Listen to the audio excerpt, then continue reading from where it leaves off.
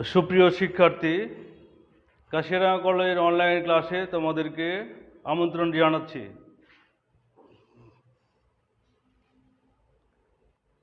আমি মোহাম্মদ মাহবুর রহমান, প্রভাষক তথ্য যোগাযোগ প্রযুক্তি, Kashiadanga college.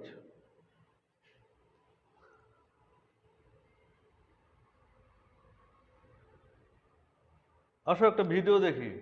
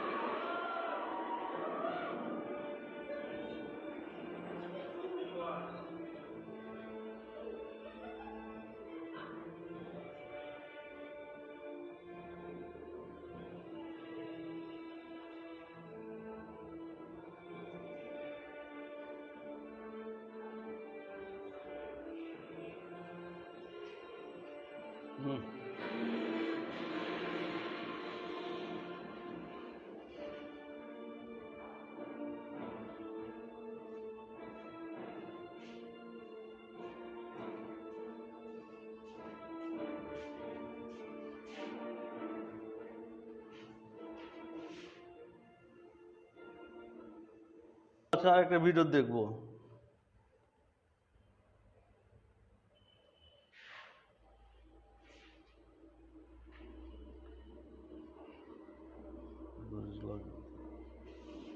Let's experience a car becoming submerged on a flooded road.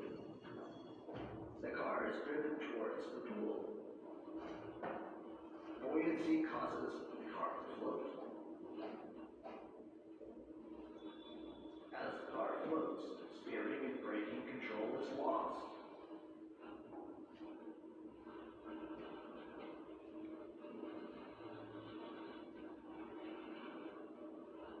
The car tilts nose down due to the engine weight.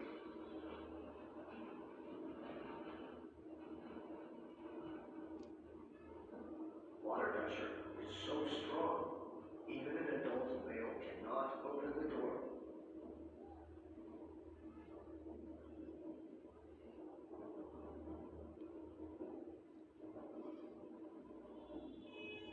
About 2 minutes have passed after entering the water.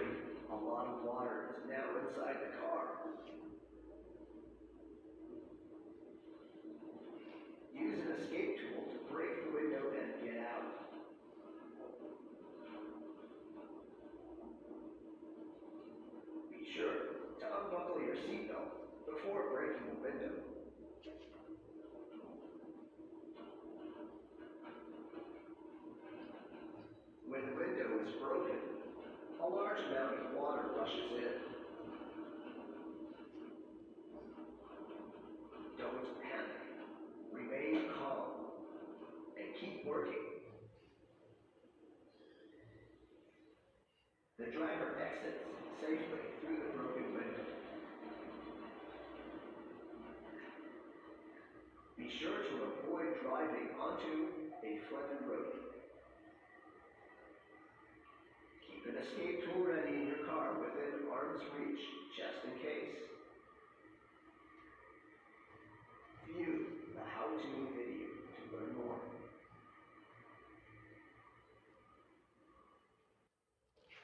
ধন্যবাদ।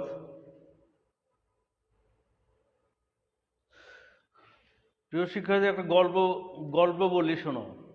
গল্প মনে করো একটা, তুমি যদি ড্রাইভিং শিখো তাহলে কি করবা? ড্রাইভিং শিখলে তোমাকে ড্রাইভিং গাড়ি চালানোর নিয়মকানুন জানতে হবে। তাহলে প্রথমেই যদি তোমাকে রাস্তায় একটা গাড়ির মধ্যে ছেড়ে দেওয়া হয়, তাহলে তোমার রাস্তার মধ্যে দুর্ঘটনার ঝুঁকি থাকে। গাড়ি চালাতে সমস্যা, হয়তো অনেক সমস্যায় পড়তে হবে।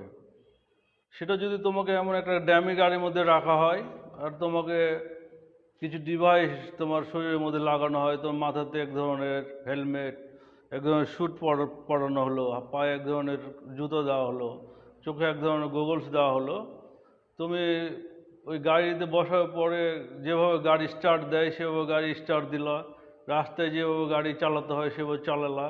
এবার চালাতে চালাতে দেখলা যে সামনে একটা গাড়ি আসছে, তুমি তখন হয়তো বাম দিকে সাইড করে নিলা গাড়িটা, কিংবা সামনে দেখা গেলো যে লাল সিগন্যাল পড়েছে, তাহলে গাড়িটা তো না দাঁড়াতে হবে, তুমি ওই জায়গাতে সুন্দর করে গাড়িটা দাঁড় করালা। তারপরে হয়তো রাত্রের যে পরিবেশটা আর দিনের পরিবেশটা আলাদা থাকে। তুমি রাত্রের পরিবেশে গাড়ি চালাচ্ছ, সেখানে তোমার অন্ধকারের মধ্যে কীভাবে চালাতে হয়, কিংবা কুয়াশার জন্য একটা পরিবেশ, রাস্তাতে ভীষণ কুয়াশা পড়ছে, এরকম একটা জায়গাতে যদি গাড়ি চালাতে হয় তাহলে প্রতিটা জায়গারই পরিবেশ আলাদা। সেটা তোমাকে ড্যামে গাড়ির মধ্যে বসিয়ে দিয়ে ওরকম ধরো ভিআর চালিয়ে দিয়ে যদি তোমাকে ওরকম একটা পরিবেশের মধ্যে শেখানো হয়, তাহলে তুমি বাস্তব যখন চালাবা তখন তোমাকে সহজে জিনিসটা শিখতে পারবে। কিংবা মনে করো তোমাকে হয়তো এমন একটা জায়গায় বসানো হলো, সেখানে তোমাকে এই ধরনের ডিভাইসগুলো লাগানো হয়েছে তোমার শরীরে, তুমি মনে করো চোখের সামনে দেখছো যে কক্সবাজার সমুদ্র সৈকত দেখতে পাচ্ছ, তুমি দেখলা যে হ্যাঁ সমুদ্রের বিশাল সমুদ্র চোখের সামনে, তারপর সমুদ্রের তুমি দেখলা যে বিশাল বিশাল ঢেউ ধারে আছড়ে পড়ছে, পাখির শব্দ শুনতে পাচ্ছ, এগুলো তোমার চোখের সামনে দেখতে পাচ্ছ সমুদ্র। হয়তো তুমি মনে করো পানিতে নামলা, পানি নামলে পানি যে ঠান্ডা লাগে, সেটা তোমার পায়ে এরকম ঠান্ডা লাগছে, আবার হয়তো মনে করো হাত দিয়ে তুমি পানিটা তুলছো, তুমি দেখলা যে হ্যাঁ মনে করো তোমার এমন একটা পরিবেশে তোমাকে রাখা হলো যে তোমার পুরো জিনিসটাই মনে হচ্ছে যে একবার সত্যিই ঘটছে এই জিনিসটা। তাহলে এই জিনিসটাকেই বলা হয় ভার্চুয়াল রিয়েলিটি। আমি আজকে তোমাদেরকে ভার্চুয়াল রিয়েলিটি শেখাবো। দুইটা ভিডিও দেখিয়েছি, তোমরা জিনিসটা মনে হয় বুঝতে পারছো। তাহলে ভার্চুয়াল রিয়েলিটি কি? ভার্চুয়াল রিয়েলিটি, ভার্চুয়াল মানে হচ্ছে যেটা সত্য নয়, বাস্তব নয়, অবাস্তব। আর রিয়েলিটি মানে হচ্ছে যেটা প্রকৃত সত্য বা বাস্তব। আর ভার্চুয়াল রিয়েলিটি হচ্ছে বাস্তব, প্রকৃতপক্ষে বাস্তব নয়, কিন্তু বাস্তবের চেতনা উদ্রেককারী বিজ্ঞান নির্ভর কল্পনাকেই বলা হয় ভার্চুয়াল রিয়েলিটি বা কল্প বাস্তবতা বা অনুভবে বাস্তবতা। তাহলে কি বললাম? ভার্চুয়াল রিয়েলিটি হচ্ছে প্রকৃতপক্ষে বাস্তব নয়, কিন্তু বাস্তবের চেতনা উদ্রেককারী বিজ্ঞান নির্ভর কল্পনা, এই কল্পনাকে বলা হচ্ছে ভার্চুয়াল রিয়েলিটি। মনে করো এই ভার্চুয়াল রিয়েলিটি তোমাকে একটা ত্রিমাত্রিক পরিবেশে নিয়ে যাবে।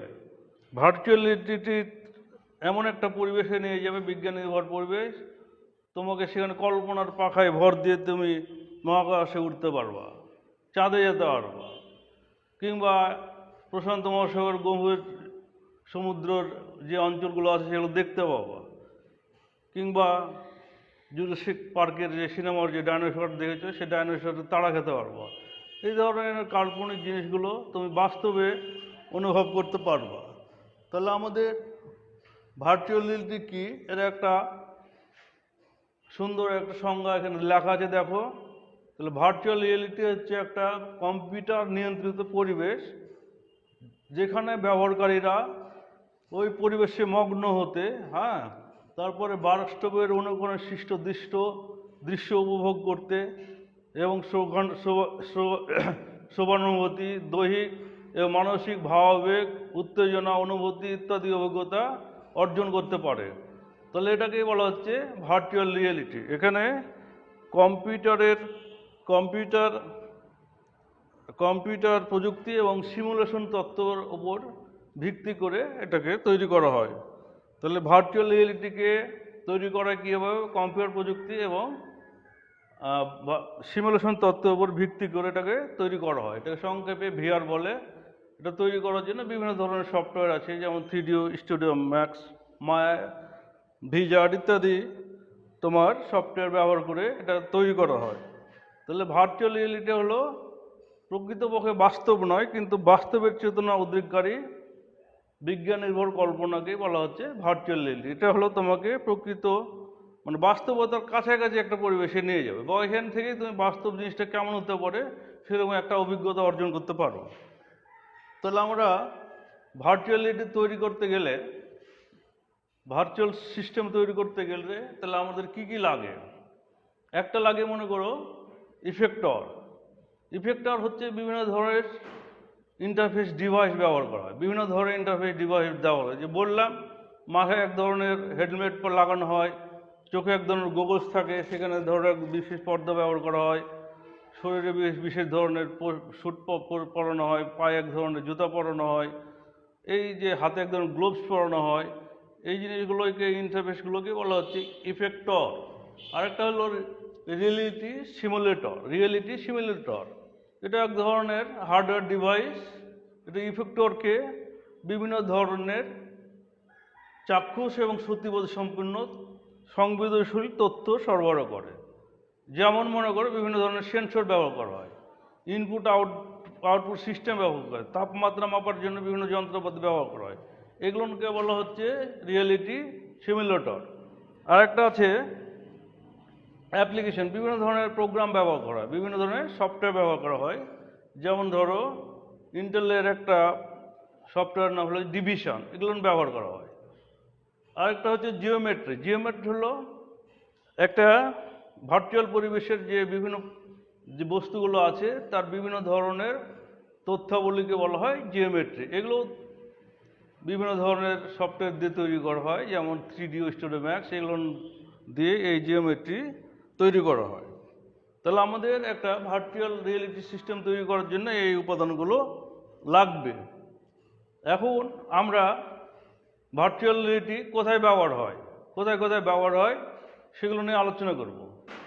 ভার্চুয়াল রিয়েলিটি এটা একটা বলতে গেলে এখন শুধু সবেমাত্র কুড়ি মেলতে শুরু করেছে। এই প্রযুক্তিটা আরও যত দিন যাবে তত এর বিস্তার হবে। তাহলে আমাদের এখন এই অবস্থাতেই ভার্চুয়াল রিয়েলিটি বহু কাজে ব্যবহার হচ্ছে, অনেক কাজে ব্যবহার হচ্ছে। সেগুলো আলোচনা করতে গেলে অনেক সময় লাগবে, অত সময় ক্লাসটা অনেক দীর্ঘ হয়ে যাবে, সেই জন্য আমি করব না। আমি সংক্ষেপে কিছু জিনিস তোমাদেরকে বুঝিয়ে দেবো। যেমন গেম শিল্প, বিভিন্ন ধরনের গেম তৈরি করা হয়, বিভিন্ন ধরনের গেম। যেমন এক্সবক্স একটা 360 ডিগ্রি একটা গেম আছে, তুমি ওগুলো দেখতে পারো, এগুলো কম্পিউটারে পাওয়া যায়। এই গেমগুলো তৈরি করা হয়েছে ভার্চুয়াল রিয়েলিটি দিয়ে। তারপরে বিভিন্ন ধরনের সিনেমার যেগুলো ঝুঁকিপূর্ণ দৃশ্য, সেগুলো অ্যানিমেশন দিয়ে এগুলো করা হয়েছে। সিনেমা তৈরি করতে গেলে, বিভিন্ন ধরনের গেম তৈরি করতে গেলে ভার্চুয়াল রিয়েলিটি দিয়ে এটা সহজ সুন্দরভাবে করা যায়। তবে শিক্ষাক্ষেত্রে বিভিন্ন জায়গায় ব্যবহার হয়, অত আলোচনা করতে সময় লাগবে, সেই জন্য পারছি না। সংক্ষেপে বলতে গেলে যেমন যে এইসব জিনিসগুলো ছাত্রদেরকে দেখানো খুব কঠিন। যেমন মনে করো মানুষের হৃৎপিণ্ডটা কেমন হয়, সেগুলো তোমার প্র্যাকটিক্যালি দেখা কঠিন, কিন্তু এটা যদি ভার্চুয়াল রিয়েলিটি দিয়ে দেখানো হয় তাহলে সেগুলো বুঝতে পারবে। বা ডিএনএ কীভাবে হয়, বা একটা খাবার খাওয়ার পরে খাদ্য থেকে আমাদের শরীরে কীভাবে রক্ত তৈরি হচ্ছে, এটা বাস্তবে দেখানো সম্ভব না, কিন্তু ভার্চুয়াল রিয়েলিটি দিয়ে এগুলোকে দিয়ে সহজেই ছাত্রদেরকে বোঝানো যায় জিনিসগুলো এবং দেখানো যায়। আর একটা হলো চিকিৎসা ক্ষেত্রেও চিকিৎসকদের প্রশিক্ষণে ভার্চুয়াল রিয়েলিটি ব্যবহার করা হয়। যারা শৈল চিকিৎসা অপারেশন করে তাদেরকে আগেই জিনিসগুলোকে শেখানো হয়, সহজেই তারা শিখতে পারে জিনিসগুলো দেখে দেখে। আবার এটা ভার্চুয়ালিটি দিয়ে তোমার বিভিন্ন ধরনের ডাক্তারদের প্রশিক্ষণ, বিভিন্ন ধরনের শিক্ষার যে জিনিসগুলো আছে, রক্তের বিভিন্ন ধরনের ডিএনএ টিএনএ এগুলোকে ভার্চুয়ালিটি দিয়ে সহজেই দেখানো যায় বা শেখানো যায়। ডাক্তাররাই প্রশিক্ষণের ক্ষেত্রে ভার্চুয়াল রিয়েলিটি ব্যবহার করে, অনেক আগে থেকে এটা করছে তারা। তারপর আরেকটা আছে দেখো, সামরিক বাহিনীর প্রশিক্ষণ। সামরিক বাহিনীর প্রশিক্ষণ এটা একটা সামরিক বাহিনীদের, যারা সামরিক বাহিনীতে চাকরি করে তারা বিভিন্ন জায়গায় যুদ্ধের ট্রেনিং তাদেরকে করা লাগে। তাহলে এগুলো ট্রেনিং আগে বিভিন্ন ড্যামে দিয়ে বিভিন্ন নমুনা তৈরি করে করা হতো। এই পরীক্ষাগুলোতে এই প্রশিক্ষণগুলো ছিল ঝুঁকিপূর্ণ এবং বিভিন্ন জায়গায় বিপদের দুর্ঘটনারও ঘটনার সম্ভাবনা থাকে। আর এটা যদি ভার্চুয়াল রিয়েলিটি দিয়ে এই সৈনিকদেরকে প্রশিক্ষণগুলো দেওয়া হয়, ভার্চুয়াল ওয়ার্ক তৈরি করে যদি তাদেরকে প্রশিক্ষণ দেওয়া হয়, তাহলে সেখানে দুর্ঘটনার সম্ভাবনা থাকবে না। তাহলে এইসব ক্ষেত্রে, সামরিক ক্ষেত্রে প্রশিক্ষণের জন্য, যুদ্ধ প্রশিক্ষণের জন্য আর্মিদের বা সেনাবাহিনীতে ভার্চুয়াল রিয়েলিটি দিয়ে তাদেরকে বিভিন্ন প্রশিক্ষণ দেওয়ানো হয়। আর একটা হচ্ছে স্থাপত্য শিল্প, এরকম অনেক জায়গায় ব্যবহার হয়। স্থাপত্য শিল্প, আমরা ধরো বিল্ডিং তৈরি করব, তাহলে বিল্ডিং তৈরি করলে আমরা তৈরি করার পরে যদি আমরা কোনো চেঞ্জ করতে চাই, তাহলে সেটা খুব ব্যয়বহুল হয়ে যাবে এবং সেটা যুক্তিসঙ্গত হবে না। কিন্তু যদি ভার্চুয়াল রিয়েলিটি দিয়ে আমরা একটা নগরের উন্নয়ন করি বা একটা বিল্ডিংয়ের আমরা ধরো নকশা তৈরি করি, তাহলে তার যদি আমরা কোনো পরিবর্তন করতে চাই, তাহলে সেটাকে দেখে দেখে আগেই আমরা পরিবর্তন করতে পারবো, তারপরে আমরা আসল কাজটা পরে করলাম। তাহলে আমাদের খরচও কম হবে এবং সেখানে কোনো ঝুঁকি দুর্ঘটনা এগুলো থাকবে না। তাহলে আমরা সহজে এগুলো দেখে দেখে আমরা করতে পারবো।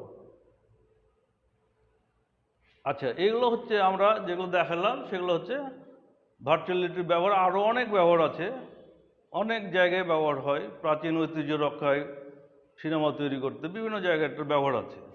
আর এই ব্যবহারের আবার যেগুলো ভালো দিক বললাম, বিভিন্ন ট্রেনিং করতে হয়, সেখানে আমাদের সহজে অনেক হেল্পফুল হচ্ছে, খরচ কমে যাচ্ছে, সময় কম লাগছে, সেগুলো ভালো দিক। আর কিছু ইতিবাচক নেতিবাচক দিক আছে, অর্থাৎ মন্দ দিকও কিছু আছে। যেমন ধরো, 1 নম্বর হচ্ছে মনুষ্যহীনতা। মনুষ্যহীনতা হচ্ছে ভার্চুয়াল রিয়েলিটির একটা খারাপ দিক। তাহলে ভার্চুয়াল রিয়েলিটি আমরা কল্পনা রাজ্যে ভেসে যাচ্ছি, তাই না? কল্পনা করছি আমরা এমন একটা পরিবেশ পাচ্ছি যেখানে আমরা বাস্তবের চাইতে একটা ভালো একটা পরিবেশ তৈরি হচ্ছে। তাহলে আমরা যদি এরকম একটা পরিবেশে বসে থেকে আমরা বাস্তবে, মানে যেটা মানুষ্যতা বোধ, যেটা মানুষের সাথে না মিশলে, মানুষের সাথে না কোনো সামাজিক কাজকর্ম না করলে এগুলো শেখা যায় না। তাহলে একজন যদি ভার্চুয়াল রিয়েলিটি পরিবেশের সাথে সারা দিন সময় দেয়, তাহলে সে বাস্তব জিনিসগুলো বুঝতে পারবে না, তাহলে আমাদের মনুষ্যত্বহীনতা হবে। তাহলে সেই জিনিসটা হলে আমাদের পৃথিবীতে বিপর্যয় সৃষ্টি হবে। তাহলে এটা একটা হলো আমাদের ভার্চুয়াল রিয়েলিটির একটা খারাপ দিক। আরেকটা দেখো, 2 নম্বর হচ্ছে কল্পনা রাজ্যে বিচরণ। 2 নম্বর হচ্ছে কল্পনা রাজ্যে বিচরণ। তাহলে ভার্চুয়াল রিয়েলিটি তোমাকে কল্পনা রাজ্যে ভাসিয়ে নিয়ে যাবে। তাহলে আমি যদি বা কেউ যদি কোনো ব্যবহারকারী যদি এইভাবে প্রযুক্তি নির্ভর হয়ে যায়, প্রযুক্তির মধ্যেই সারা জীবন থাকে, গ্লোভস বা তার গগলসই যদি তার জীবনযাত্রার সঙ্গী হয়ে যায়, তাহলে সে বাস্তবতা কি আর কল্পনাকে এর পার্থক্য করতে পারবে না। কাজেই তার অনেক সামাজিক অবক্ষয় হবে এবং এই কল্পনা রাজ্যে ভেসে যাওয়ার কারণে তার একটা মানুষ হিসাবে যার যে ক্রিয়াকর্ম সেগুলো থাকবে না। তাহলে এটা একটা তার খারাপ দিক। তাহলে আমি কল্পনা রাজ্যে আমি অনেক সময় দিচ্ছি, বাস্তবে আমি জিনিসগুলো দেখছি না। তাহলে আমি বাস্তব এবং কল্পনার মধ্যে পার্থক্য করতে হবে। প্রযুক্তি আমাকে চালালে হবে না, প্রযুক্তিকে আমাকে নিয়ন্ত্রণ করতে হবে। আর এটা হলো স্বাস্থ্যের জন্য ক্ষতিকর। গবেষণায় দেখা যাচ্ছে যে ভার্চুয়াল রিয়েলিটি মানুষের স্বাস্থ্যের জন্য ক্ষতি করে, যেমন চোখের ক্ষতি করে, কানের ক্ষতি করে। তাহলে এই ক্ষতিকর ক্ষতি কিছু স্বাস্থ্যের ক্ষতি হয়, সেই জন্যে এটাও একটা তার নেতিবাচক দিক। আরেকটা হচ্ছে ডিজিটাল ডিভাইড তৈরি করে। যেহেতু ভার্চুয়াল রিয়েলিটি ডিভাইসগুলো অত্যন্ত দামি, সেই জন্য এটা সবাই ব্যবহার করতে পারে না। কাজেই যাদের টাকা পয়সা আছে বন্যত দেশ তারাই এটাকে ব্যবহার করতে পারছে, আর পক্ষান্তরে যারা কম উন্নত বা যাদের সে ধরনের সামর্থ্য নয় তারা ব্যবহার করতে পারছে না। কাজেই ডিজিটাল ডিভাইড তৈরি হচ্ছে সমাজের মধ্যে বা পৃথিবীর মধ্যে। দুই ধরনের মানুষ তৈরি হচ্ছে, এক ধরনের মানুষ এটা ব্যবহার করতে পারছে, এক ধরনের পারছে না। এটাকে বলা হয় ডিজিটাল ডিভাইড। তো বন্ধুরা, তোমরা এই ক্লাসগুলো যেগুলো পড়ালাম ভার্চুয়াল রিয়েলিটি, সেগুলো বই একটু দেখে নেবে এবং ভালো করে দেখলে আমার ভিডিওটা একটু দেখবা, পড়বা, তাহলেই তোমাদের জিনিসটা বুঝতে পারবে আশা করি। আজকে আর বেশি কিছু পড়াচ্ছি না, সবাইকে ধন্যবাদ জানিয়ে আজকে ক্লাস শেষ করছি। খোদা হাফেজ।